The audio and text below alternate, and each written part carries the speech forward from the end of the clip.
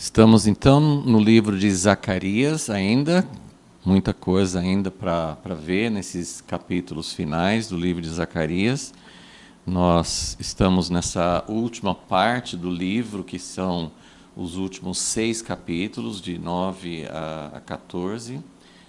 Já falamos no início quando começamos o capítulo 9, que esses capítulos não têm uma conexão histórica, a gente não tem uma data, e além de não ter uma data, assim, às vezes os profetas colocavam em tal ano, em tal época, no do rei fulano, às vezes não tinha também uma data específica, mas se referia a algum acontecimento histórico. Os primeiros 8 capítulos de Zacarias são muito ligados, como o livro de Ageu, àquele tempo da reconstrução do templo em Jerusalém.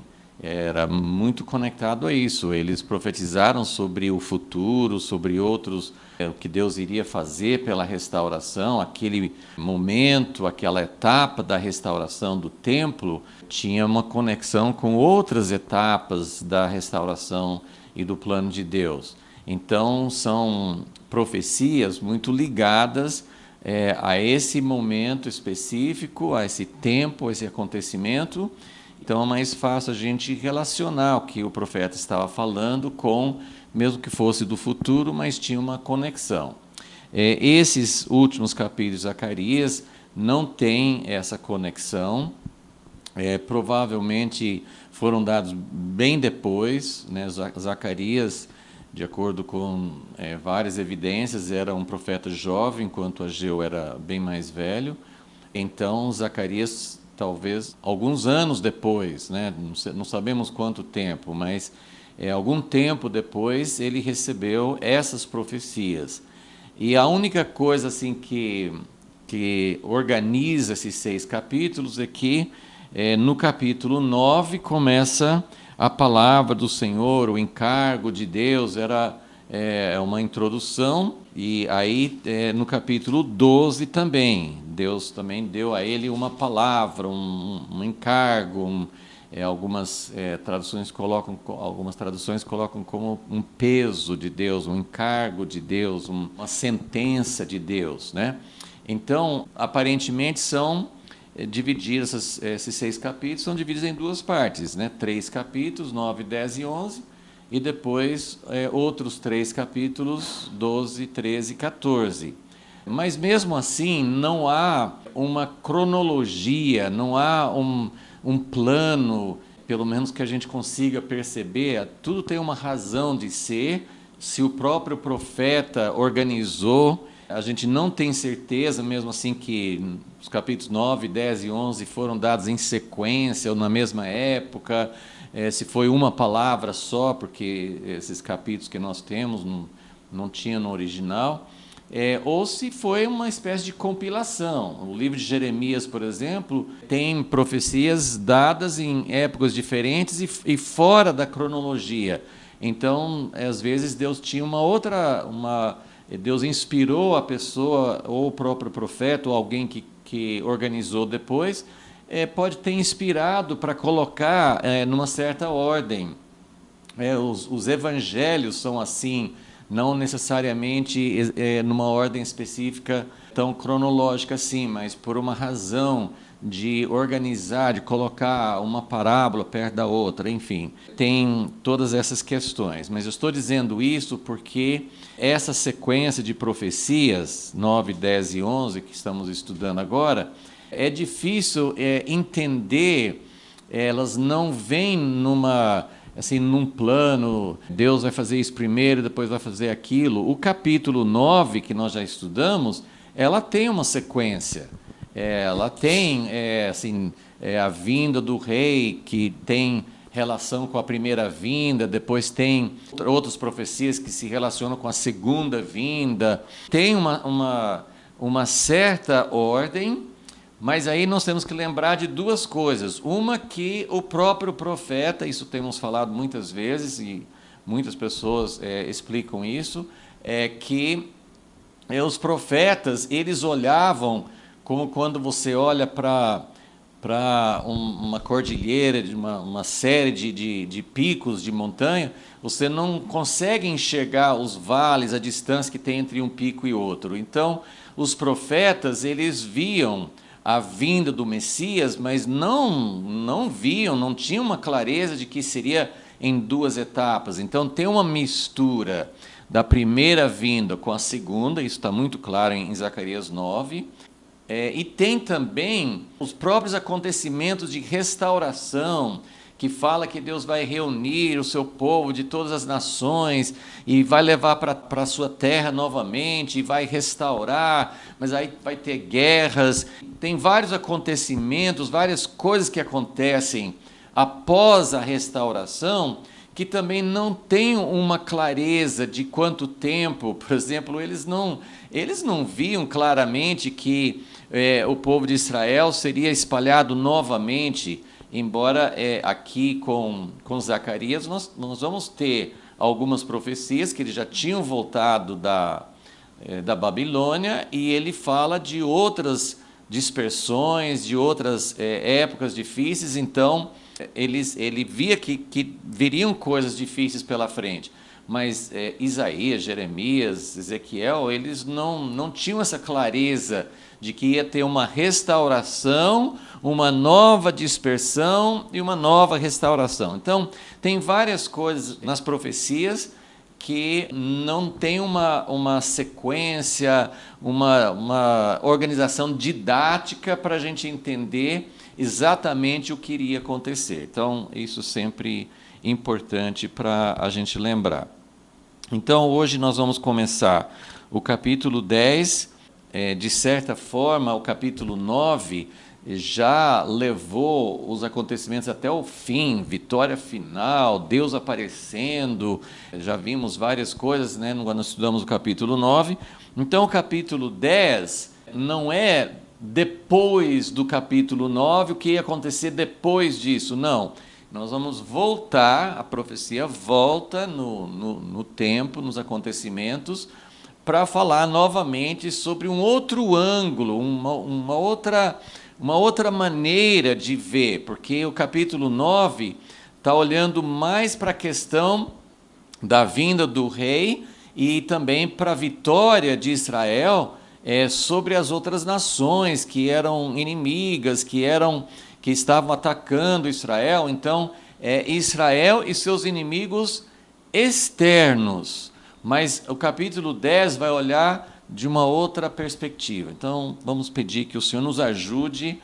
É claro que a gente não tem exatamente, é difícil a gente ter a perspectiva que Zacarias teve quando recebeu essa revelação, mas a gente sempre, o nosso desejo quando nós lemos Deus, tire de nós as nossas lentes, as nossas perspectivas, as nossas maneiras de interpretar, ajuda-nos a ver aquilo que o Senhor quis revelar para Zacarias. Então, essa é a nossa oração neste momento. Senhor, que coisa preciosa alguém receber do Senhor revelações, um profeta poder receber uma revelação do Senhor sobre aquilo que iria acontecer, ou sobre aquilo que o Senhor queria mostrar naquele momento para seu povo, receber uma palavra tua, receber uma revelação, receber o teu coração, sentir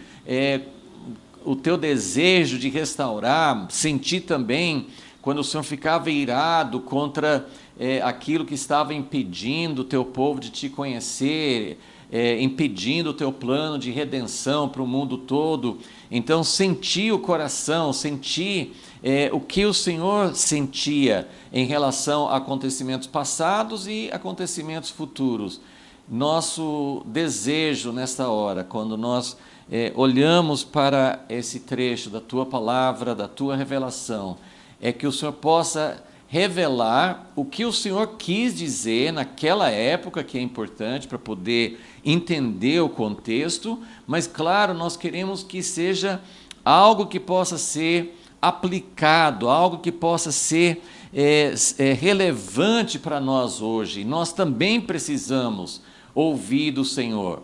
e queremos ouvir pela tua palavra, mas queremos ouvir o Senhor falando com teu povo, com teus amigos, com teus profetas hoje também. Essa é a nossa oração que fazemos a ti, em nome de Jesus. Muito bem, então estamos em Zacarias 10, e como falei, assim, é muito difícil a gente saber exatamente quando que muda de marcha, quando que muda de foco, quando que muda de perspectiva. Nem sempre coincide com o início do capítulo, mas o capítulo 9 terminou depois de falar sobre a vinda do Messias humilde, depois de falar sobre como o propósito de Deus é tirar nossas armas, tirar as armas do seu povo, as armas humanas, as armas naturais. Aí nós vimos como Deus tem armas secretas, como Deus quer transformar o seu próprio povo, ele tirar as armas deles, mas transformar Judá e Efraim em armas, nas armas de Deus, porque Jesus foi exatamente isso. Jesus veio humilde, precisando de socorro, ele chegou ao ponto de ir para a morte, de ir para o inferno em nosso lugar, e ele estava totalmente vulnerável, estava nas mãos do Pai, para que o Pai o ressuscitasse, para que o Pai transformasse aquela derrota numa grande vitória.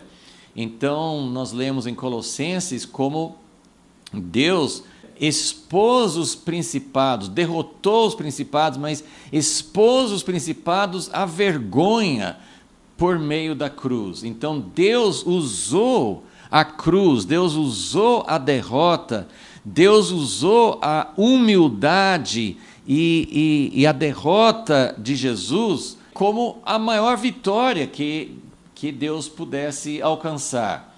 E o mesmo princípio, nós sempre vemos o mesmo princípio, Deus procurando resgatar seu povo, povo de Israel, mas também agora nos incluindo nessa mesma nação santa, nesse mesmo propósito de Deus.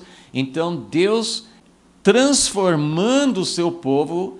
Nós somos diferentes, muito diferentes de Jesus, porque nós somos derrotados muitas vezes por causa do nosso pecado, da nossa infidelidade. Jesus não, ele sofreu a morte, ele sofreu a derrota em nosso lugar, mas ele sofreu injustamente. Agora, o propósito de Deus é nos redimir. A vitória de Jesus veio para nos redimir, para nos libertar. O Zacarias 9 fala um pouco sobre isso, que ele, por causa do sangue da aliança, no versículo 11, ele tira os presos da cova. Então ele nos liberta da nossa prisão. A nossa prisão é por culpa nossa, mas depois ele tira as nossas armas e nos transforma também.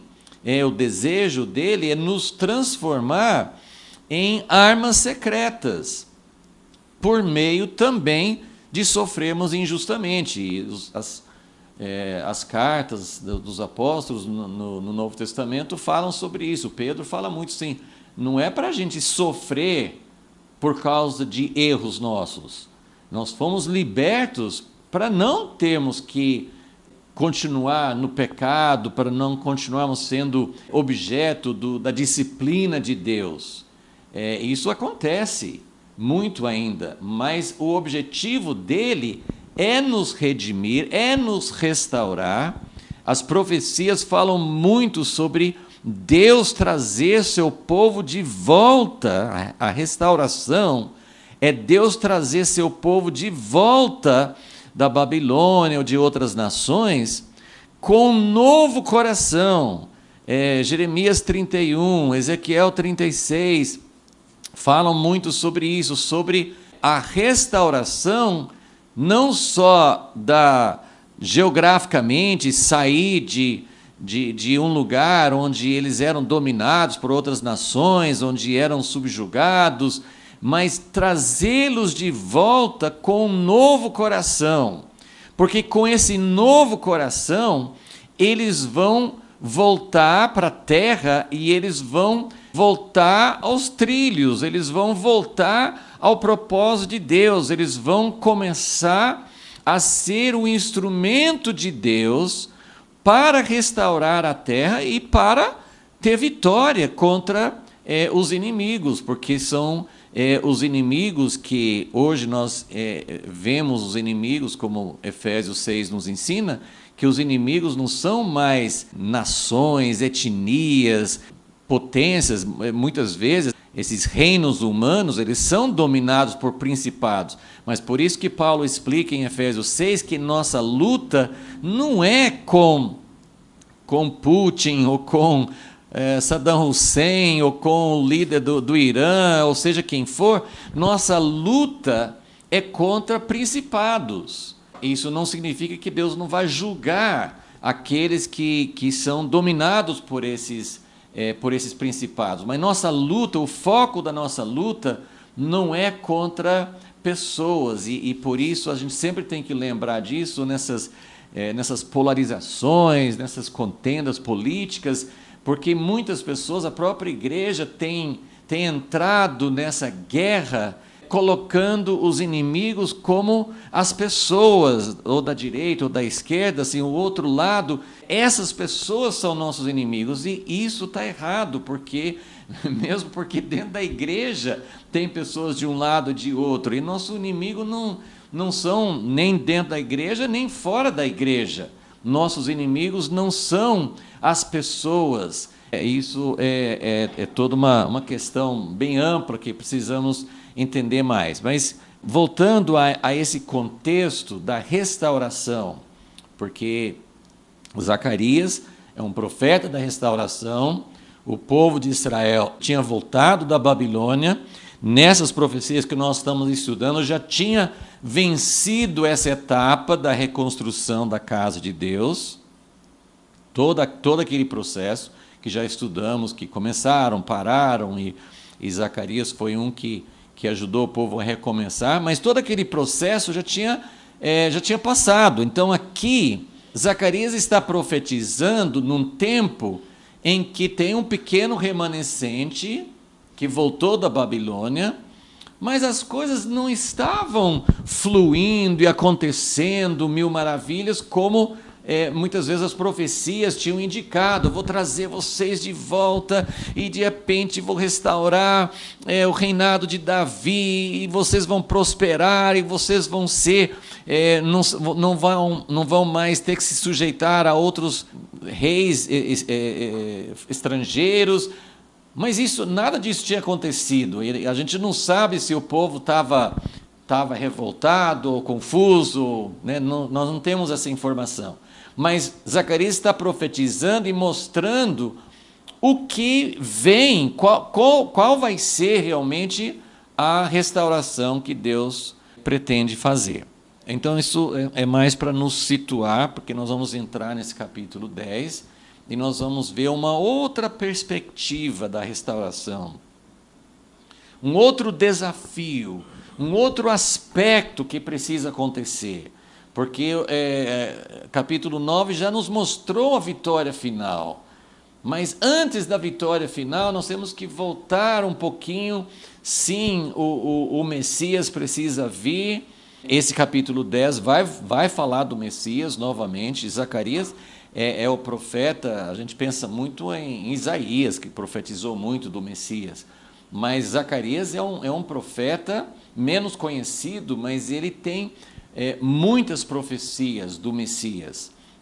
Vimos uma maravilhosa no capítulo 9, no capítulo 10 nós vamos ver outra, no capítulo 11 tem outra, e tem várias profecias do Messias ainda que nós vamos ver. Mas não só o Messias, ele é a solução, ele é a resposta de Deus para um povo que precisa ser restaurado. Mas tem aspectos, tem várias coisas que precisam acontecer, e nem sempre nós vamos saber exatamente a sequência didática ou cronológica para encaixar essas coisas, mas são elementos importantes. Então, o capítulo 10 começa falando assim: primeiro versículo. Pedi ao Senhor chuva, no tempo da chuva serôdia. É o Senhor que faz as nuvens de chuva, Ele dá chuvas copiosas aos homens, a cada um erva no campo. Então, talvez você já tenha visto isso, mas vamos recapitular. O ano, assim, a vida do povo em Israel era uma vida ligada à terra, plantio e também aos rebanhos. Então, eles, assim, a economia deles dependia disso. Então, vamos ver, vamos lembrar do que Deus falou lá em Deuteronômio 11, quando Deus falou com Moisés para tirar o povo do Egito e levar para a terra da herança. Deus fez uma comparação. Vamos ver em Deuteronômio 11, vamos ver a diferença entre os reinos humanos e o povo de Israel, que seria uma primícia, já um sinal do reino de Deus. Deus queria ensinar para eles e para nós, por meio deles, como é o reino de Deus. E isso não é uma coisa desvinculado da terra. Deus tem um propósito de estabelecer o seu reino na terra. Então, em Deuteronômio 11, versículo 10, ele fala assim: a terra que passais a possuir não é como a terra do Egito. Deuteronômio 11, versículo 10. Não é como a terra do Egito, de onde saístes, em que semeáveis a vossa semente e a regáveis com a ajuda do pé, como se rega uma horta. Ou seja, como eles tinham o rio Nilo, claro que, em última análise, tudo depende das chuvas.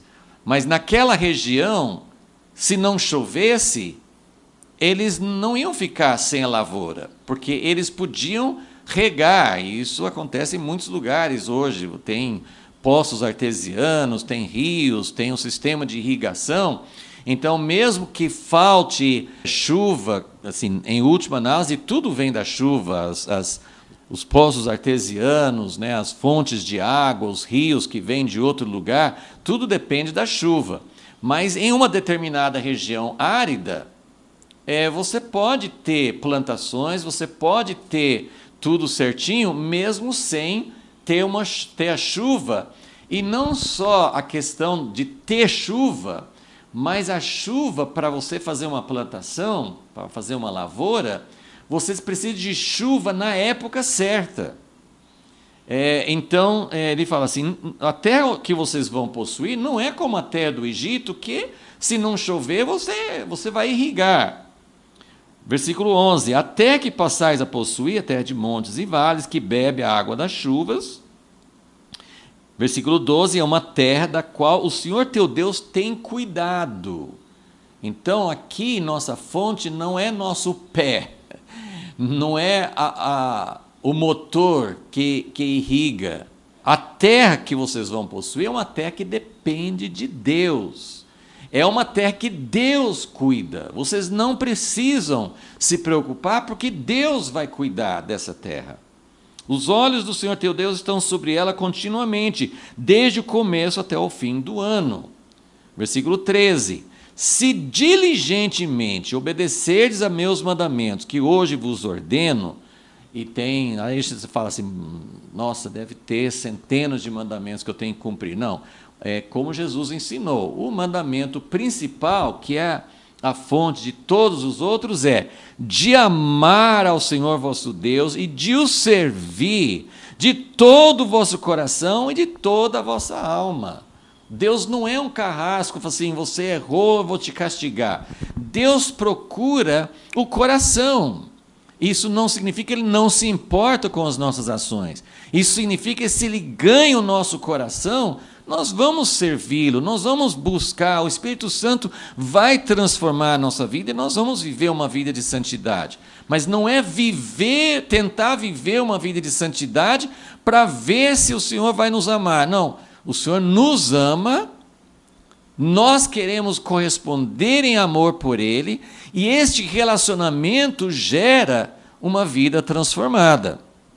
Mas aí está dizendo, se vocês, e lembra que sempre quando fala obedecer, a ideia principal é assim, eu preciso ter um ouvido, eu preciso ouvir Deus, eu preciso conhecer Deus.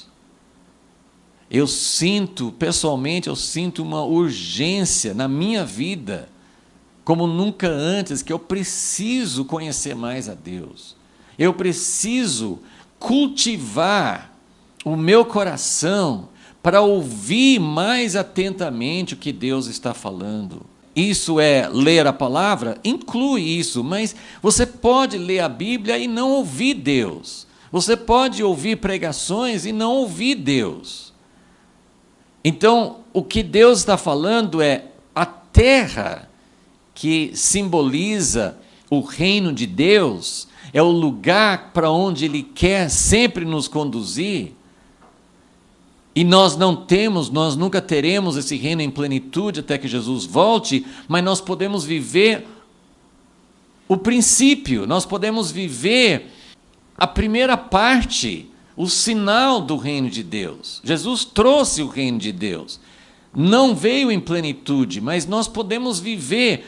Nós não temos o reino de Deus porque não tem milagres. Não, os milagres também são fruto de conhecermos a Deus. Nós não temos o reino de Deus porque não veio o avivamento. O avivamento é um retorno para Deus, o avivamento é conhecer a Deus. Então tudo volta para isso. Ele falou assim, se vocês ouvirem, se vocês tiverem isso, você ouve esse clamor nos livros da lei, nos salmos, nos profetas, se meu povo tivesse dado ouvidos, se meu povo tivesse me amado, se o meu povo tivesse entendido que eu queria fazer o bem, se meu povo tivesse entendido que vale mais a pena conhecer a Deus do que conhecer outras coisas.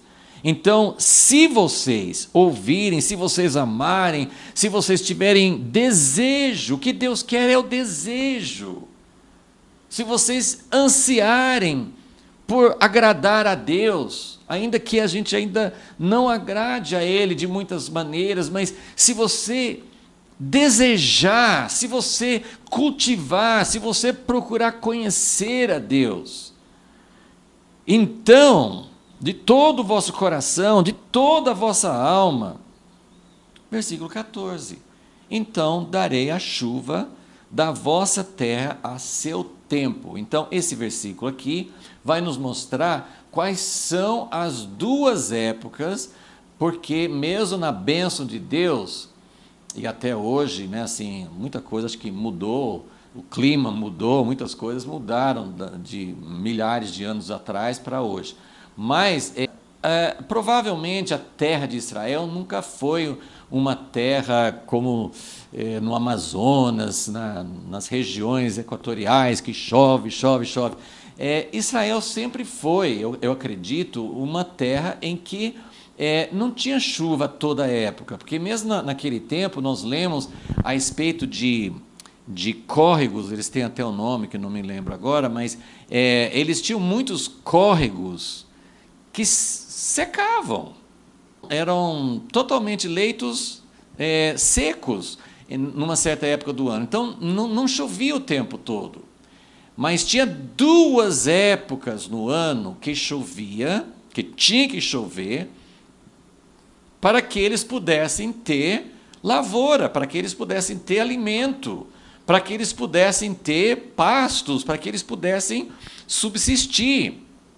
Duas épocas no ano, não que nunca podia chover em outra época, mas essas duas épocas eram o tempo específico de chuvas, que precisava ter chuvas, senão não teria colheita. Eu morei muitos anos em Goiás, muito próximo assim, a comunidades rurais, comunidades que dependiam, tinha lavouras que não eram tão dependentes de chuva em todos os momentos, mas o cultivo do arroz, por exemplo, era um cultivo que precisava muito de chuva em algumas épocas determinadas. Então aqui fala assim, eu darei a chuva da vossa terra a seu tempo. Quais são os tempos? As primeiras e as últimas.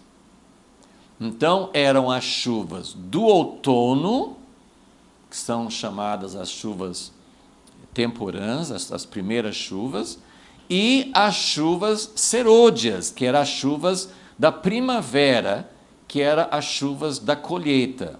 Então, eram chuvas para o plantio, se não chovesse. E eu vi isso muitas vezes, irmãos nossos lá plantavam e às vezes perdiam o plantio porque não chovia na época que a semente tinha que germinar, ou talvez não chovia na época que a planta tinha que desenvolver, mas principalmente lá também tinha que chover na época da formação do grão, antes da colheita. Se não chovesse, podia ter arroz, podia ter feijão, uma lavoura bonita. Se não chovesse num tempo crítico, um período de talvez 2 ou 3 semanas, mas um período crítico em que as plantas iam formar o grão que é colhido, a colheita. Se não chovesse, podia ser uma planta grande, bonita, mas não formava o grão. Então, nessa cultura de Israel, tinha as chuvas do plantio e tinha as chuvas da colheita, ok? Depois nós podemos lembrar também do livro de Joel que fala sobre isso. Mas vamos voltar para Zacarias para prestar atenção que em Zacarias 10, versículo 1, esse capítulo que estamos começando, fala: pedi ao Senhor chuva. Claro que precisava de chuva para plantar, mas eu achei significativo que aqui ele fala, não sei se era a época que ele estava profetizando, mas eu acho que tem um significado espiritual. Aqui ele não fala sobre a chuva do plantio. Em Joel 2 fala das 2 chuvas também, que Deus vai voltar a ter favor da sua terra e que ele vai mandar as chuvas do plantio e vai mandar as chuvas da colheita. Por que aqui só fala da colheita? Aqui fala assim: pedi ao Senhor chuva no tempo da chuva serôdia. Isso me faz pensar, e eu sei que muitos irmãos muitos servos de Deus têm usado esse texto para oração, para dizer: Deus, nós estamos hoje no tempo da chuva serôdia. Essa chuva serôdia, a chuva da colheita, é o fim do tempo, é o tempo das festas finais. As chuvas da colheita, elas precisam vir no tempo em que as plantas vão colher. E essas chuvas, então, que ele está falando aqui, as chuvas do final. Nós podemos dizer que isso tem a ver com o fim dos tempos. Nós podemos dizer que isso aqui fala do avivamento final, da colheita final. Precisa ter chuva espiritual, chuva de Deus, para que haja uma colheita, para que Jesus possa voltar, para que o reino possa vir. Essa preparação toda, algo precisa acontecer. Então, ele está dizendo: pedi ao Senhor chuva no tempo da chuva serôdia. E é o Senhor que faz as nuvens de chuva. Deixa eu ler rapidamente. Tem vários lugares nos Salmos que falam sobre isso também, mas tem um texto em Jeremias 10 que fala assim, Jeremias 10, versículo 12: mas Deus fez a terra pelo seu poder, estabeleceu o mundo por sua sabedoria, e com a sua inteligência estendeu os céus, fazendo ele soar a sua voz, versículo 13, Jeremias 10, versículo 13, fazendo ele soar a sua voz, logo há ruído de águas no céu, e sobem os vapores da extremidade da terra. Ele faz os relâmpagos para a chuva, e faz sair o vento dos seus depósitos. Hoje nós conhecemos, pela ciência, e a ciência é uma bênção de Deus para nós, mas pela ciência nós sabemos como as chuvas têm os diversos fatores.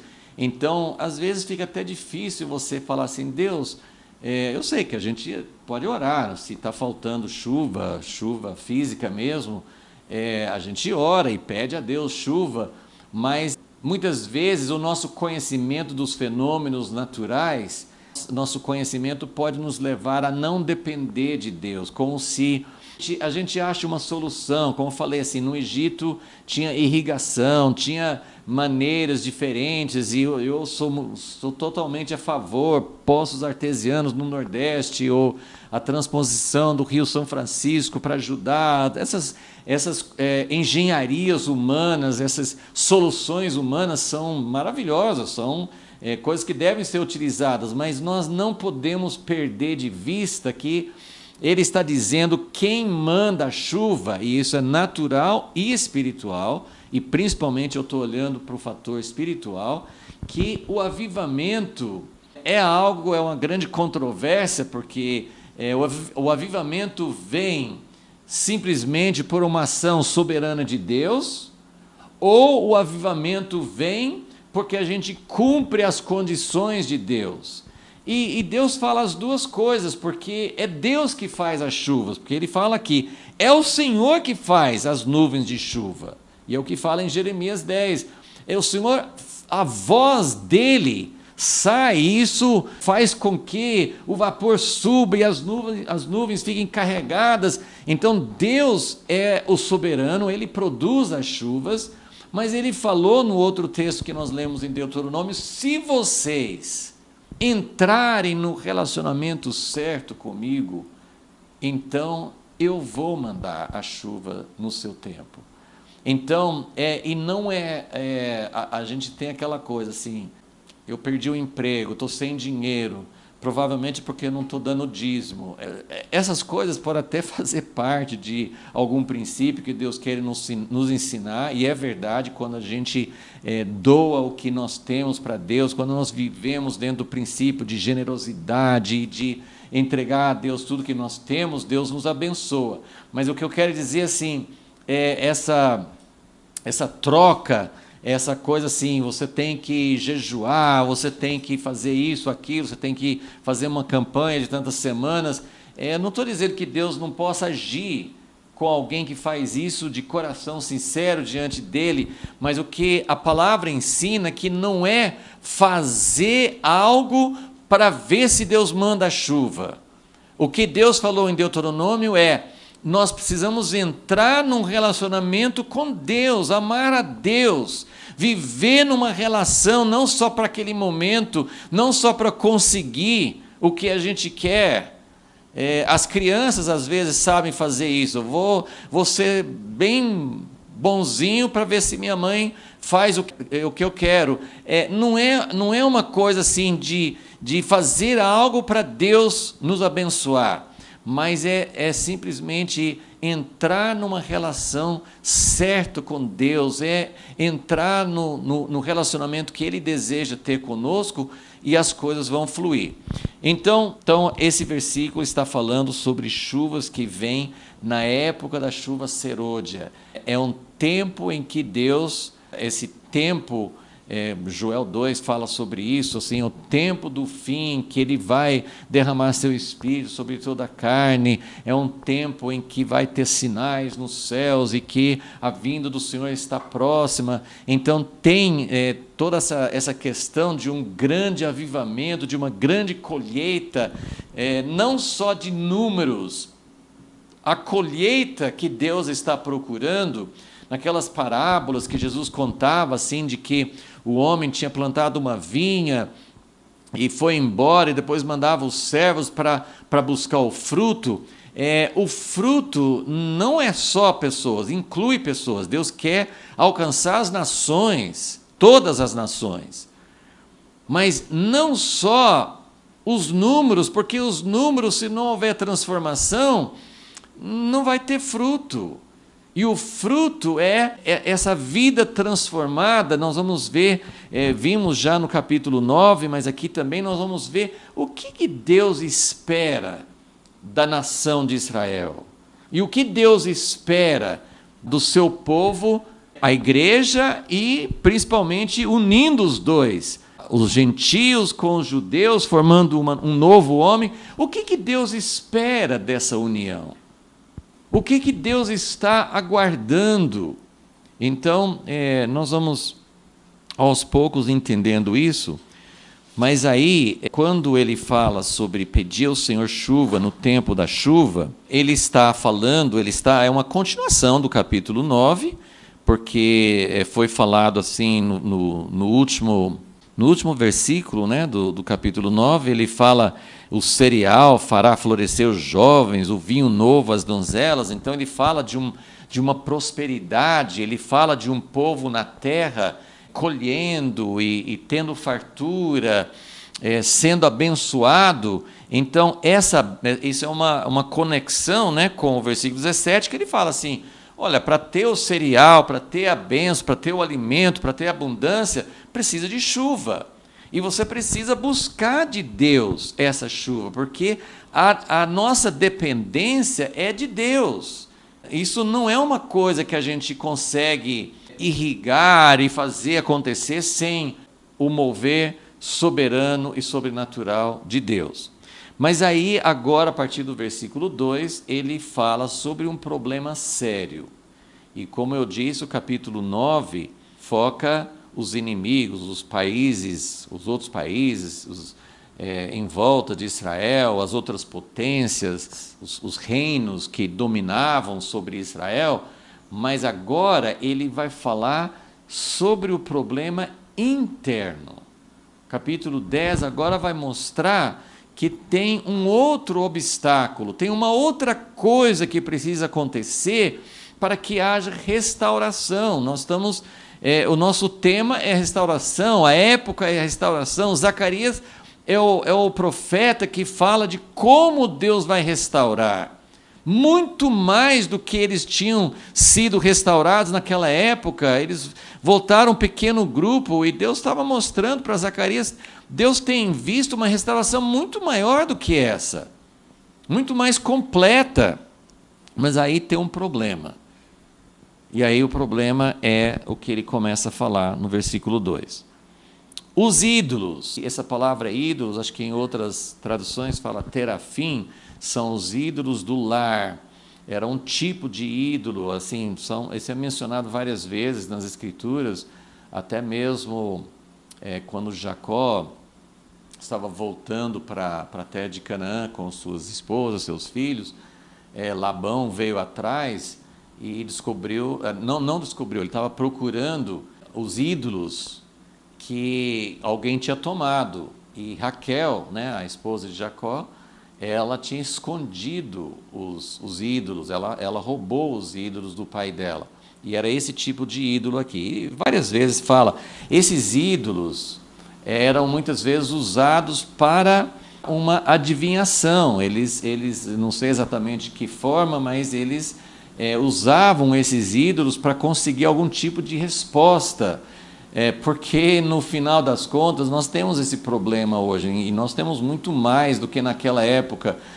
Imagina o povo, todos os povos tinham ídolos, tinham imagens, e Deus tinha falado para não fazer nenhuma imagem. Então o povo de Deus, eles, né, quando eles eram fiéis, eles não tinham nenhum tipo de ídolo, de imagem, de escultura. Eles não tinham nenhuma forma de uma identificação. Esse é o nosso Deus, a gente está vendo aqui uma representação dele, e muitas vezes para ouvir, principalmente para ouvir de Deus. E nós temos essa dificuldade. Quantas vezes a gente fala assim: eu queria ouvir de Deus, mas como que eu vou ouvir a voz dele? Como é que ele fala? Eu não escuto nada. Infelizmente, nós temos substitutos. E na história de Israel, no livro de Juízes, tem aquelas histórias lá que uma família, a tribo de Dan, né, tem toda aquela história, não vou entrar nela agora, sim, mas eles pegaram um levita que tinha ídolos. Um levita que deveria ser um servo de Deus, separado para o templo de Deus, para a casa de Deus, mas ele tinha um ídolo e ele levou esse ídolo junto com a tribo de Dan, porque era como se fosse assim, eles iam ter direção, eles iam ter uma palavra através disso, e foi uma coisa terrível. Mas os ídolos falam. Olha, os ídolos não falam. Mas eles tinham alguma maneira de receber uma direção. Então nós agora estamos falando de um problema interno. Os ídolos falam vaidade, umas coisas inúteis, falam bobagem. Os adivinhos veem mentira, contam sonhos falsos, em vão ou não conseguem consolar. A consolação que eles dão é uma consolação vã. Então, essa é uma situação interna. Deus não só precisa libertar seu povo da Babilônia ou de onde quer que esteja, Ele precisa nos libertar dessa situação de falsas revelações. Agora, isso poderia acontecer com qualquer pessoa, mas ele fala assim, por causa desses enganos, por causa de substituir, o que eu quero mostrar é que muitas vezes o povo de Deus, na história de Israel, eles às vezes abandonavam Deus e seguiam Baal, e eram coisas, podia ser uma coisa assim, não estou mais servindo a Deus. Mas o problema é que muitas vezes eles misturavam as duas coisas. Eles serviam a Deus, aparentemente, assim, estavam fazendo, tinha ou o tabernáculo, ou o templo, eles tinham os sacrifícios a Deus, mas eles também tinham esses outros métodos, esses outros substitutos, porque quando a gente não acha, agora presta bem atenção nisso, quando a gente não acha a voz de Deus, não é uma coisa talvez geralmente consciente, mas quando a gente não acha a voz de Deus, a gente pensa, a gente busca de uma forma diferente, não de acordo com aquilo que Deus ordenou, não de acordo com o coração de Deus, mas a gente procura uma voz e a gente acha que Deus está falando, mas é uma mentira, é uma coisa falsa.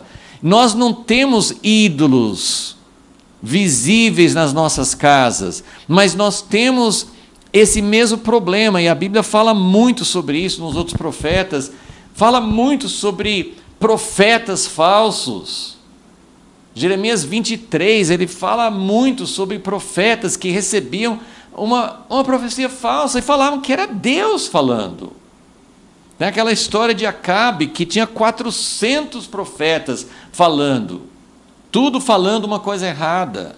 E quando a gente vê, quando Micaías vem e revela o que tinha acontecido, fala que o próprio Deus tinha permitido que um espírito enganador entrasse na boca desses 400 profetas. Então, Deus permite o engano, é uma coisa assim meio contraditória, paradoxal para a gente entender, mas em 2 Tessalonicenses 2, quando fala até do anticristo, ele fala de uma operação do erro, porque as pessoas não querem a verdade. Gente, isso é muito sério, é muito apropriado para o tempo que nós estamos vivendo, porque nós estamos com uma dificuldade enorme, na igreja e fora da igreja, de saber qual é a verdade, e muitas vezes nós estamos seguindo narrativas que nos agradam, nós estamos ouvindo coisas que nós queremos ouvir. Então tem muitas revelações, tem sonhos, tem pessoas que falam de sonhos, mas como que a pessoa não podia inventar isso, foi um sonho.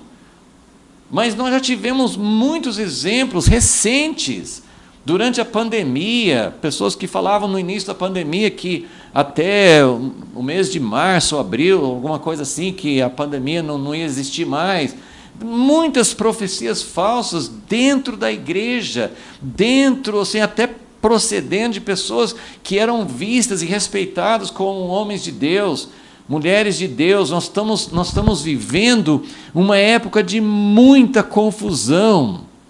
Nós estamos vivendo essa situação que ele está descrevendo aqui, é uma situação que faz muito sentido para nós hoje, porque olha o que fala em seguida.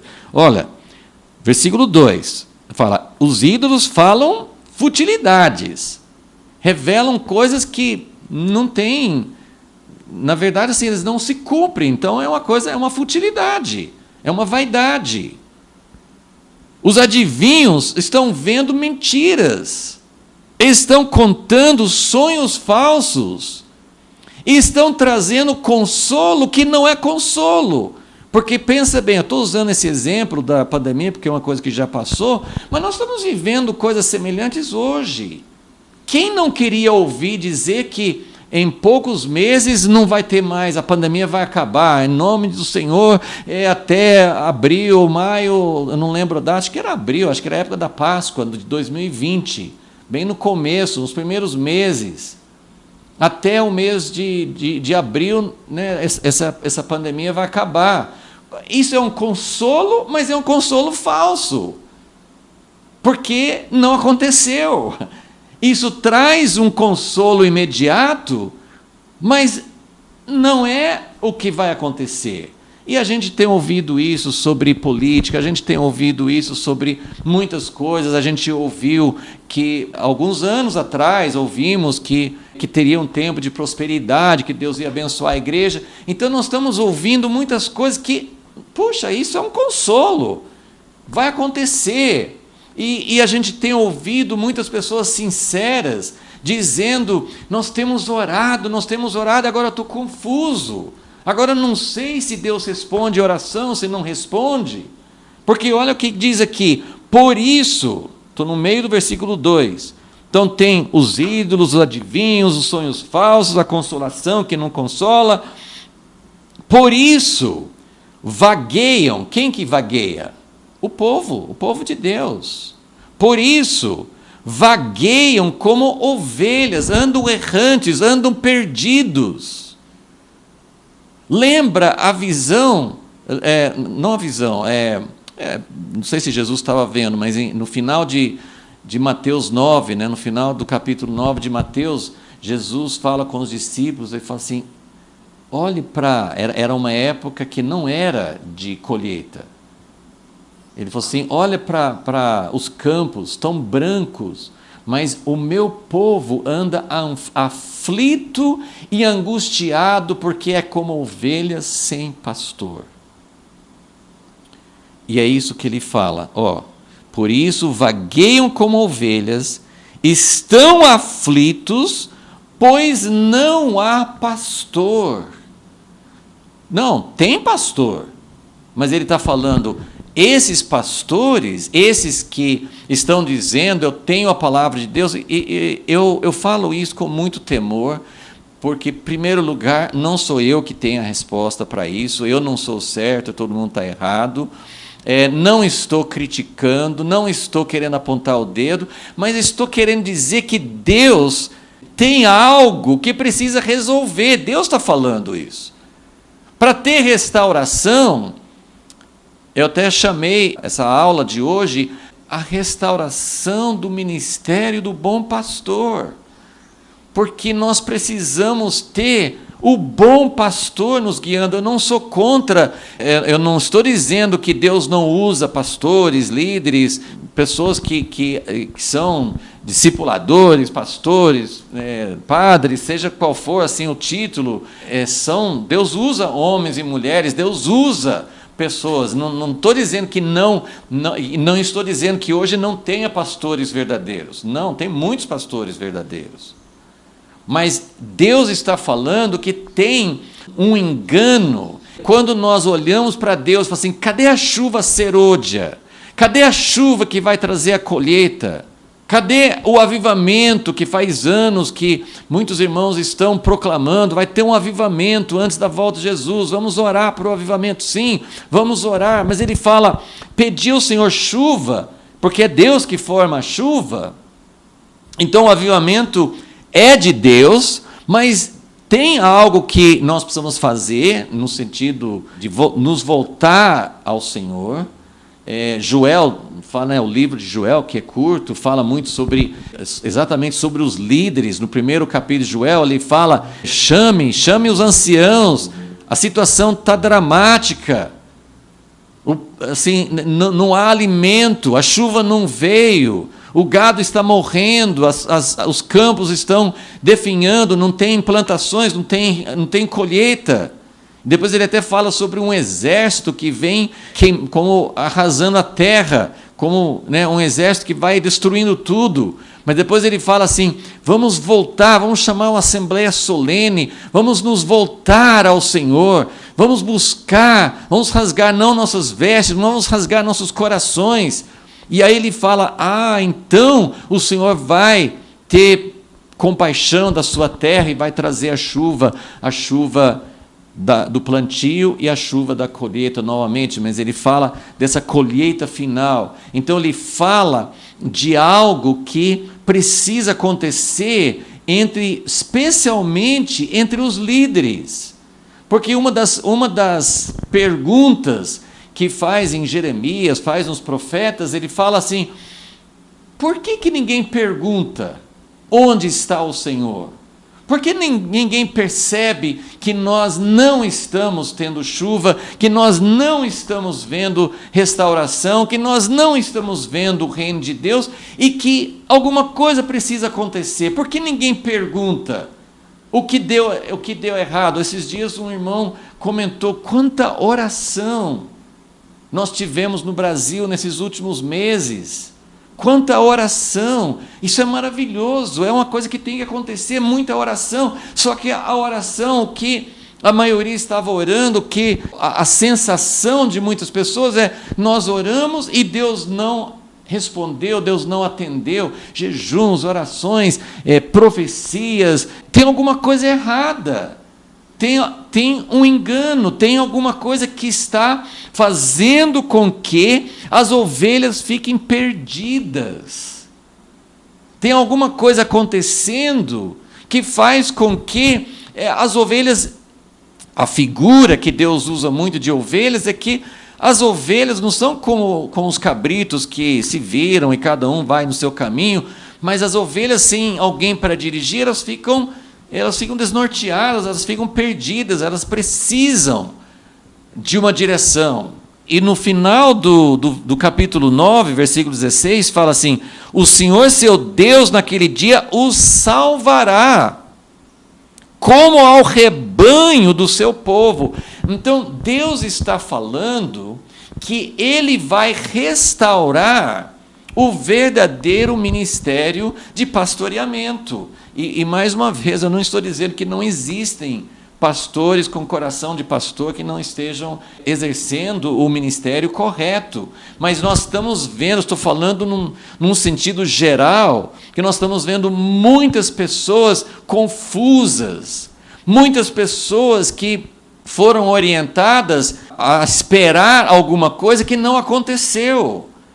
E a Bíblia fala assim, se os ídolos estão falando vaidade, eu não estou chamando ninguém de ídolo, mas o que Deus está falando é, se o profeta fala alguma coisa e isso não acontece, então a gente tem que perguntar, a gente tem que se arrepender, a gente tem que falar assim, Deus, a gente entendeu errado, que Deus mostra para nós estamos buscando alguma coisa e parece que não é isso que o Senhor quer fazer. E eu tenho falado muitas vezes que nós não temos uma voz profética, nós não temos uma trombeta soando. Então, isso nos deve levar a falar assim, Deus, o Senhor falou que se nós cuidássemos do nosso relacionamento contigo, se nós tivéssemos esse servir ao Senhor de todo o coração, se nós voltássemos a ter uma relação com Deus, a relação que Deus deseja, Ele vai mandar chuva e Ele vai cuidar. Hoje nós não vamos poder avançar muito nesse capítulo, mas só para dar uma adiantada, o capítulo 10 inteiro, e depois nós vamos ver outras passagens também, Deus promete várias vezes que Ele vai ser duro com os líderes que estão guiando de uma maneira errada. E que Ele vai restaurar o verdadeiro ministério pastoral. Na verdade, Ele vai assumir. Não que Ele não vai usar pessoas. Eu não estou, de maneira nenhuma, excluindo a importância de homens e mulheres chamados por Deus para pastorear, para cuidar. Mas Deus está falando assim, vamos só continuar um pouquinho aqui, e depois eu vou ler pelo menos um ou dois textos em outros profetas para confirmar. Mas então no versículo 2 ele fala que as ovelhas estão perdidas, sem direção. E isso me afetou muito quando eu li novamente hoje de manhã, porque a gente sente isso. A gente sente que tem muitas pessoas perdidas, muitas pessoas confusas, muitas pessoas se sentindo enganadas, muitas pessoas perguntando, mas meu Deus, o que está acontecendo? Ao mesmo tempo eu vejo muita gente não perguntando e continuando fixo naquela direção errada. Então, nós precisamos ter essa sensibilidade de Deus. Se nós estamos seguindo uma direção errada, se nós estamos achando que o Senhor falou e depois não era aquilo, isso deve nos falar assim, Deus, eu preciso conhecer a tua voz. Jesus disse, eu sou o bom pastor, as ovelhas conhecem a minha voz e fogem quando é uma voz estranha. Então nós precisamos ouvir a voz de Deus. Nós podemos conhecer, nós podemos perguntar, nós não podemos ter medo de dizer, eu estava errado, eu segui uma direção errada, eu preciso ouvir o que o Senhor realmente está falando. Então, eles estão aflitos, e Jesus disse, as ovelhas, ele olhou para o povo judeu, ali em Mateus 9, ele disse, eu tenho compaixão, eu tenho dor no coração, porque o meu povo está como ovelhas sem pastor, aflitos e angustiados, porque não sabem em quem confiar, não sabem onde está a direção, não sabem o que fazer. Agora, pense comigo, o povo judeu, no tempo de Jesus, não tinha pastor? Claro que eles tinham pastor. Eles tinham os fariseus, eles tinham os sacerdotes, eles tinham os saduceus, eles tinham líderes religiosos. Mas Jesus foi muito duro com os líderes. Então, por isso que ele fala, olha, versículo 3, contra os pastores. Ele fala assim, no versículo 2 ele fala, eles estão aflitos, pois não há pastor. Mas depois ele fala, contra os pastores. Então, tem pastores sim. Contra os pastores se acende a minha ira e castigarei os guias. Gente, eu estou falando isso muitas vezes porque eu não quero que ninguém me entenda de maneira errada. Nós temos uma situação muito complexa, tem muitas situações diferentes e meu objetivo não é criticar um ou outro. Eu estou falando sobre uma situação geral e eu reconheço que tem muitos servos de Deus, muitas pessoas com coração certo. Ao mesmo tempo, é preciso reconhecer que hoje não temos uma voz clara nos guiando. Nós temos realmente muita confusão. Nós temos pessoas falando uma coisa, outras pessoas falando outra, ou muitas pessoas falando a mesma coisa, só que não acontece. Então nós temos uma situação muito confusa na igreja. Isso é uma situação geral. E Deus está falando que Ele está irado contra pessoas, contra guias que estão levando o seu povo numa direção errada. Então, contra os pastores se acende a minha ira e castigarei os guias. Mas, agora aqui tem a promessa. Nós vamos desenvolver mais, vamos entrar mais nessa promessa, que o resto do capítulo vai seguir essa parte do versículo 3. Mas o Senhor dos Exércitos visitará o seu rebanho. Deus não vai abandonar o seu rebanho. Deus promete. E como a gente queria que isso acontecesse logo. Como a gente queria que isso fosse para já. E Deus, muitas vezes, Ele está esperando, talvez está esperando alguma coisa, como Joel 2, uma assembleia solene, um reconhecimento. Eu não sei a sequência dos acontecimentos, eu não tenho esse mapa. Mas o que eu sei é que Ele fala que para ter restauração, não é só vencer. No capítulo 9 tinha os filisteus, tinha Tiro e Sidom, a Síria, tinha os países vizinhos que eram inimigos e tal. Então ele fala que Deus vai trazer vitória contra os inimigos que atacam, que querem dominar o seu povo. Mas aqui nós estamos falando sobre um inimigo interno, e Deus está falando aqui, eu preciso restaurar, é necessário restaurar o ministério do bom pastor. Ele fala, ele promete aqui, o Senhor dos exércitos visitará o seu rebanho, a casa de Judá, e os fará como seu majestoso cavalo na peleja. Isso é parecido com o texto que nós vimos no capítulo 9, que fala que Deus vai transformar seu povo na sua arma secreta. Então, para quê? Vamos lembrar, Zacarias 9, versículo 13. Para mim curvarei a Judá como um arco e o encherei de Efraim. Suscitarei teus filhos. E versículo 14, ele vai ser visto sobre eles. Então, vai chegar um momento em que Deus vai transformar o seu povo, não nos guerreiros como os outros países, não com o mesmo tipo de arma que os outros têm, mas ele vai transformar o seu povo, como já mencionei, como ele fez com Jesus. Ele vai transformar o seu povo também numa arma secreta. Jesus foi uma arma secreta. O príncipe deste mundo não sabia que Jesus ia ganhar uma vitória total, definitiva, pela cruz. 1 Coríntios 2 fala que se eles soubessem, eles jamais teriam incitado, teriam levado Jesus a morrer na cruz, porque eles não entendiam.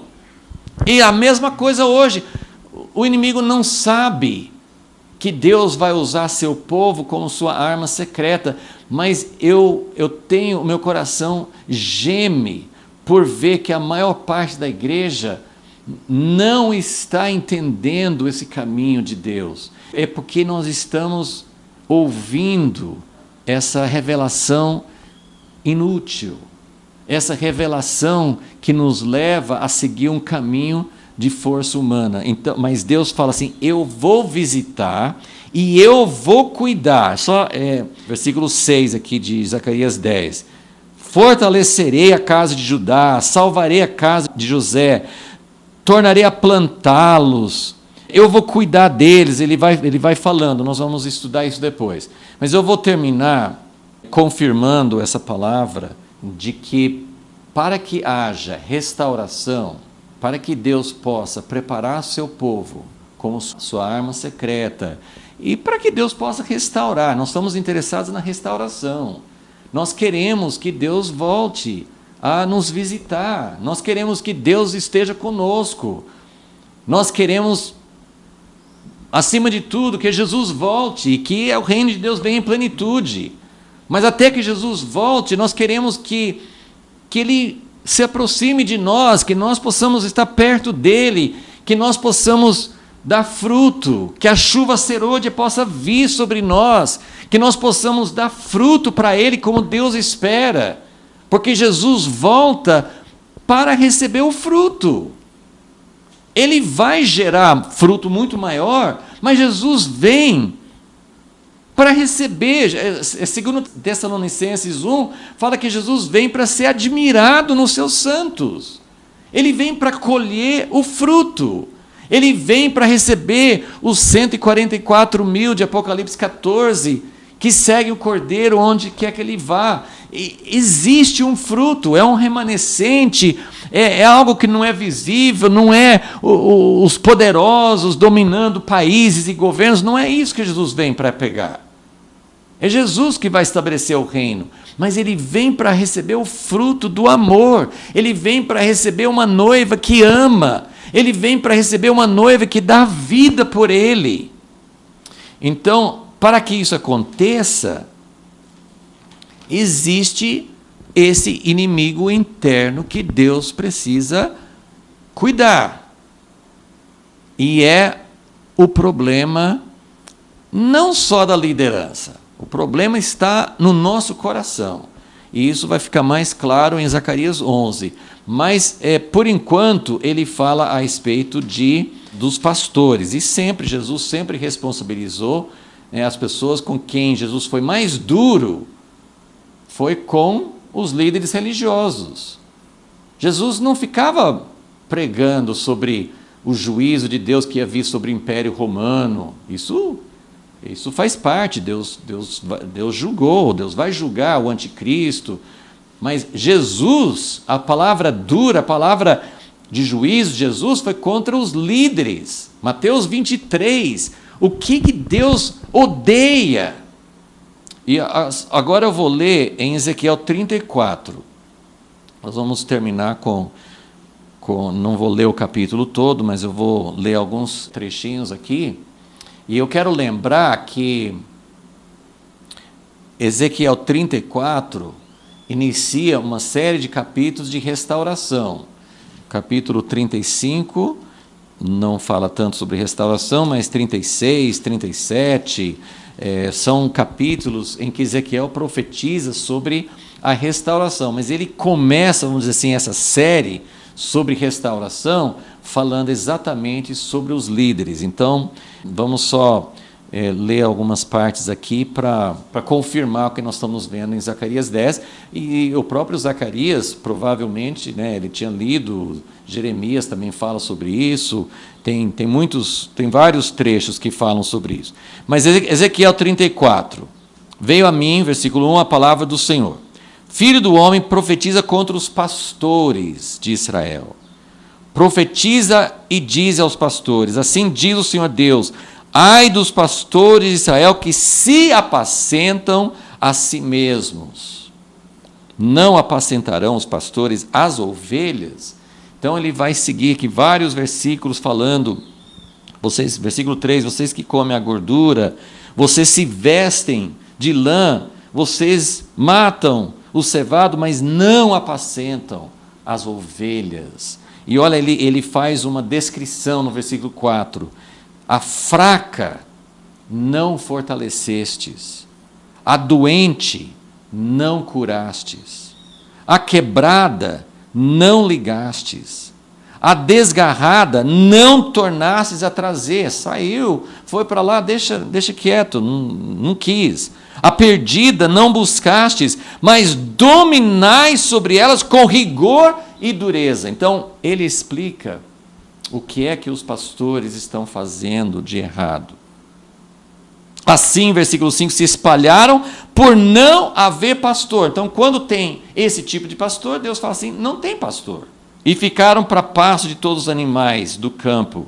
Versículo 6, andaram desgarradas. Então, ele fala assim que ele vai julgar, mas aí ele fala, versículo 10, ele fala assim, no meio do versículo, ele fala, eu livrarei as minhas ovelhas da sua boca.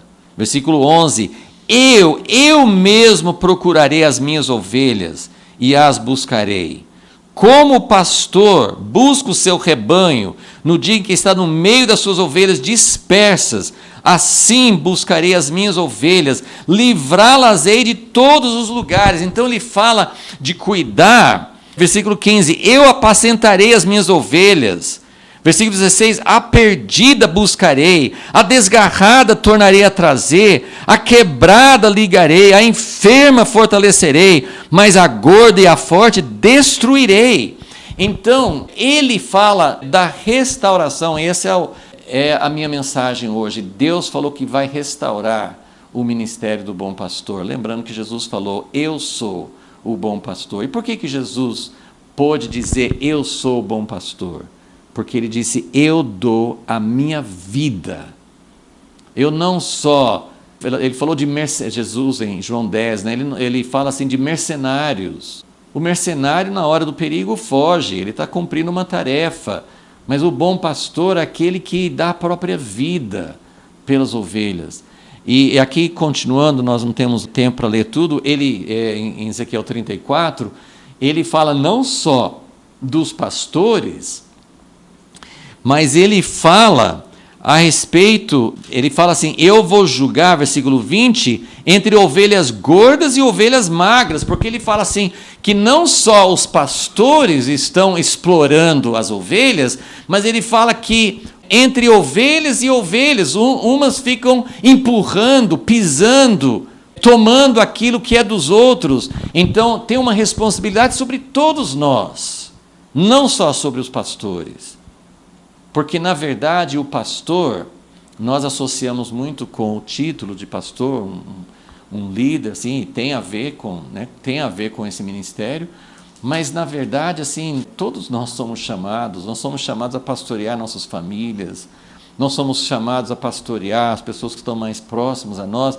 Esse cuidado pastoral, ele funciona mais, na verdade, não assim de alguém que é líder de 200, 300, 500, 1000 pessoas, mas funciona mais naquele que cuida de 5 pessoas, naquele que cuida de 10 pessoas. Então, o ministério pastoral, ele tem que ser exercido por todos nós. E ele fala assim, não só de pastores, ele fala de uma ovelha e outra ovelha. Aquela que tem, não divide, não aceita aquela que não tem. Então, a palavra aqui é muito clara. Ele promete, e no fim do capítulo ele fala que ele vai fazer, levantarei sobre elas um só pastor, meu servo Davi, no versículo 23. Então, no final das contas, o cumprimento pleno dessa profecia é Jesus voltar e cuidar de nós como realmente o bom pastor cuida. Mas isso nós não devemos dizer, bom, por enquanto então vai continuar assim. Não, ele fala que vai julgar, que vai intervir, que vai cuidar das suas ovelhas, que vai alimentar, e não só cuidar daquelas que estão por aqui, mas ele fala de buscar aquelas que estão espalhadas até os confins da terra. Deus é quem conhece, quem realmente é a ovelha dele, e ele vai atrás da última ovelha, ele vai atrás de quem quer que seja, por perto ou por longe. Então, essa é uma palavra que Deus está dizendo, eu vou intervir e restaurar, não só na volta de Jesus, mas levantando pessoas, se manifestando no nosso meio, com pessoas que realmente têm o coração que ele tem. Então, essa é uma visão, nós vamos continuar seguindo esse capítulo 10 e vendo o que Deus vai fazer com sua intervenção. Mas só voltando no capítulo 10 de Zacarias, eu só queria mostrar que no versículo 4, nós paramos no versículo 3 e depois eu fui lá na frente para mostrar que Deus vai cuidar das suas ovelhas, mas eu quero mostrar que o bom pastor, que é Jesus, tudo passa por ele. Ele é o bom pastor e ele vai fazer isso no nosso meio, mas no versículo 4 ele fala, no versículo 3 ele tinha falado assim, o Senhor visitará o seu rebanho, Deus não vai deixar o seu povo à mercê de falsos pastores, de enganos. Então nós podemos ter esperança de que essa confusão que nós estamos vivendo hoje, essas revelações que levam as pessoas a ir em direções erradas, essas coisas que têm causado confusão no meio do povo de Deus, Deus promete, não é do jeito que nós imaginamos, mas Ele promete restaurar, Ele promete trazer, e Ele fala, versículo 4, de Judá sairá a pedra de esquina. Quem que é a pedra de esquina? É Jesus.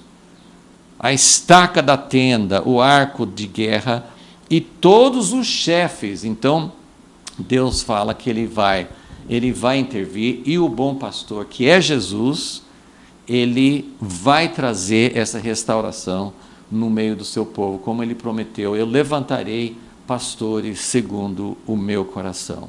Senhor, nós queremos a restauração, queremos que o Senhor encontre, como fala em Isaías 53, que o Senhor verá o fruto do trabalho árduo, das dores de parto, do sofrimento na cruz. O Senhor verá o fruto disso e vai ficar satisfeito. Então nós cremos e nós esperamos naquilo que o Senhor vai fazer antes da tua vinda e especialmente na tua vinda, para que esse fruto possa ser maravilhoso, que o Senhor possa receber de volta corações dedicados e devotados a Ti. Nós queremos realmente pedir a chuva no tempo da chuva, mas queremos que haja realmente essa preparação, porque o Senhor não vai mandar a chuva nessa situação que nós estamos vivendo. Então, que o Senhor restaure, torne o nosso coração para Ti. Pedimos isso em nome de Jesus. Amém.